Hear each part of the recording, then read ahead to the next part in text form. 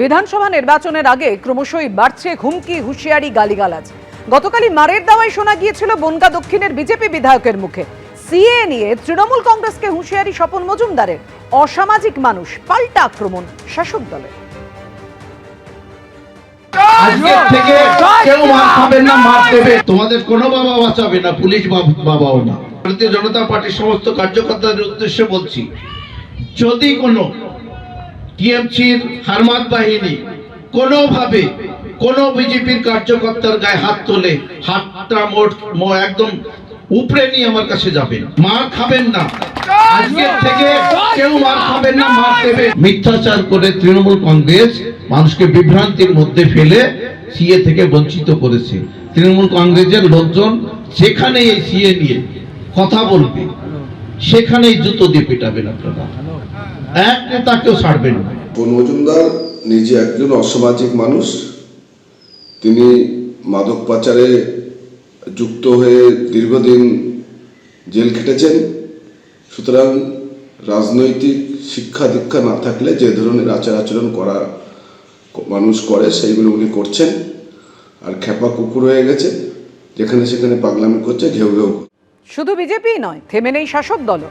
গত শনিবার হাওড়ার বাগনানের সভা থেকে একই সুরে হুঁশিয়ারি দিয়েছিলেন তৃণমূল বিধায়ক অরুণাভ সেন। আর এরই মধ্যে ভাইরাল হয় ক্যানিং পশ্চিমের তৃণমূল বিধায়ক পরেশরাম দাসের এই হুমকির ভিডিও। আমি মারের বদলা মারে বিশ্বাসী। এখানকার বিজেপির নেতাদের বলছি, উত্তরপ্রদেশ, বিহারে, উড়িষ্যায় আমাদের বাঙালিদের মারা হচ্ছে বাংলায় কথা বলার জন্য। যে হিন্দিবাজিকে নিয়ে এখানে মিটিং করবেন, পরের দিন ঘর থেকে বেরোতে দেবো না।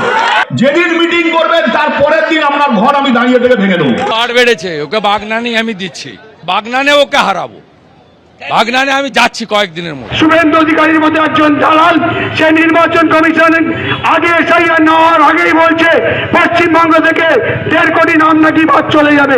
আমরা যদি মনে করি যে আজকের এই মুহূর্তে দাঁড়িয়ে ক্যানিং পশ্চিম বিধানসভা সহ সারা রাজ্যের যে গোটা বিজেপির পার্টি অফিস আছে সমস্ত পার্টি অফিস ধূলিসাৎ করতে পারি, আবার নতুন করে 2 মাস ধরে ওই দুজন বুড়ো বুড়ো আছে তাদের বিভিন্ন রাজ্যের নেতাদেরকে নিয়ে পশ্চিমবঙ্গের ডেরা করবে। ক্যানিং থেকে তিনিও একই সুরে হুমকি দিচ্ছেন, ভয় ভয় ভয়, হারার ভয়ে, হারার আতঙ্কে।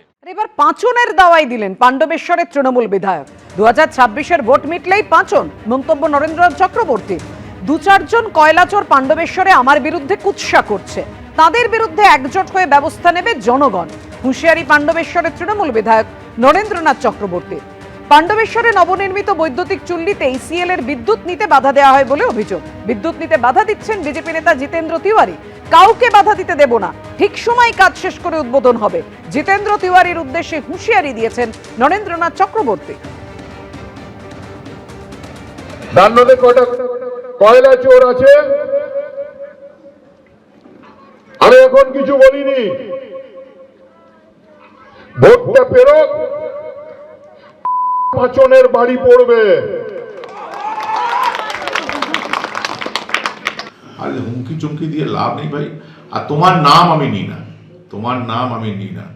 আমি সকাল থেকে রাত অবধি পাণ্ডবেশ্বরের মানুষকে বারবার সজাগ করি যে আপনাদের জীবনে যে দুঃখ, কষ্ট, বেদনা, চোখের জল, সবটার জন্য দায়ী এই ব্যক্তিটি। একে শাস্তি দিতে হবে। তোমাকে ভোটে পরাজিত করার জন্য আমরা শুধু আসিনি, তুমি যে পাপ করেছো তার শাস্তি দেওয়ার জন্য আমরা পাণ্ডবেশ্বর সবাই করছি। এবং যতদিন তোমাকে শাস্তি না দিচ্ছি, তোমার পাপের শাস্তি যতদিন আমরা না দিচ্ছি, ততদিন আমাদের শান্তি নেই। ভোট যত এগোচ্ছে রাজনীতির ময়দান ততই তপ্ত হচ্ছে। পূর্ব মেদিনীপুরের রামনগরে প্রকাশ্যে ঠ্যাং ভাঙার হুমকি দিয়ে গতকাল গ্রেফতার হন তৃণমূলের নেতা। ধৃত ওয়াসিম রহমান মৈতানা তৃণমূলের অঞ্চল সভাপতি। তিনি রামনগর 2 ব্লকের তৃণমূলের সংখ্যালঘু সেলের সভাপতিও। রামনগরের মৈতানায় ক্লাবের চাঁদা তোলা ঘিরে স্থানীয় বাসিন্দা রবিউল আলীর সঙ্গে তার গন্ডগোল হয়েছিল। আর তারপরে ক্লাবের অনুষ্ঠান মঞ্চ থেকে হুমকি দেন তৃণমূলের অঞ্চল সভাপতি। ভাইরাল হয়েছে সেই ভিডিও। তৃণমূল নেতার বিরুদ্ধে থানায় অভিযোগ দায়ের করেন রবিউল আলীর স্ত্রী। আর তার অভিযোগের ভিত্তিতেই গ্রেফতার করা হয় তৃণমূলের অঞ্চল সভাপতি ওয়াসিম রহমানকে। যেদিনকে আসবে সেই দিনকে তার ঘরে তার ঠ্যাং যদি না ভেঙে দিতে পারি, আমি ওপেন মাইকে বলছি, এখন আমি বুঝে নিব আগামীকাল থেকে বুঝে নিব কে কত বড় হিম্মতদার আর কে কত বড় বুকের পাট্টা রেখেছে। আর আমি ওপেন বলছি মাইকে, ক্লাব নিয়ে কথা বলেছে গিয়াসুর ছেলে, তার পোকা নাকি নাম, সে যেদিনকে বাড়ি আসবে সোনালী সঙ্গ তার যদি ঘরে আগুন বা তার ঠ্যাং না ভেঙে দিতে পারে, তাহলে আমি এই মাইকে বলে দিয়ে যাচ্ছি, তাহলে আমি এই মান্দাপুর গ্রামে আমি সোনালী সঙ্গের নাম লিব না, মুছে দিব। আমার বাড়ি যাওয়ার সম্ভব এই মাসেই ছিল, তো আমি এই ভয়ে আর বাড়ি যাব না। এবং আমার সপরিবার, আমার বউ, মা বাবা, বৃদ্ধ মা বাবা, বাবা অসুস্থ থাকেন সবসময়, তারপরে দিদি, বড় দিদি, দাদাবাবু সবাই আছেন, সবাই আতঙ্কে ভুগছেন। প্রাথমিকভাবে অভিযোগের সত্যতা পাওয়া যাওয়াতে আমরা এই ওয়াসিম বলে যে ভদ্রলোক যিনি আছেন তাকে আমরা অ্যারেস্ট করি। রাজনৈতিক অবস্থান যাই হোক, পুলিশ যদি কোনো অভিযোগের ক্ষেত্রে যেটা যদি সত্যতা পাওয়া যায়, যেটা আইনানুগভাবে করার কথা সেটাই করেছে এবং করবে। তৃণমূলের এই 15 বছরে এটা ব্যতিক্রমী কোনো ঘটনা নয়। ভারতীয় জনতা পার্টির পক্ষ থেকে বারবার যে অভিযোগ তুলে এসেছি সেটাকে প্রমাণ করে কালকের এই ঘটনা। এরকম রাজনীতির কোনো যোগটা আমি দেখতে পাচ্ছি না। আর বিজেপি কি বলবে, সে যেখানে কাজের কি কাজ নেই, কিছু নেই, কর্ম নেই, কোথায় কি হচ্ছে সেগুলো খুঁজে বেড়াচ্ছে। এবিপি আনন্দ, এগিয়ে থাকে, এগিয়ে রাখে।